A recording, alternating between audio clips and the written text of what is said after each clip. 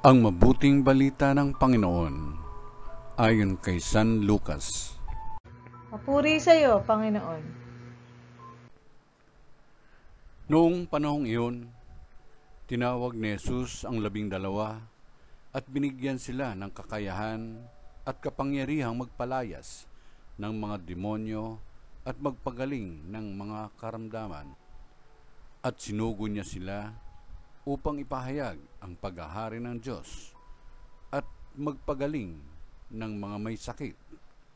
Sila'y pinagbilinan niya. Huwag kayong magbaon ng anuman para sa inyong paglalakbay, kahit tungkod, supot, tinapay, salapi o bihisan. Makituloy kayo sa alinmang bahay na tumanggap sa inyo at manatili roon hanggang sa pag-alis ninyo sa bayang iyon. At sakaling hindi kayo tanggapin, umalis kayo roon at ipagpag ninyo ang alikabok ng inyong mga paa bilang babala sa kanila.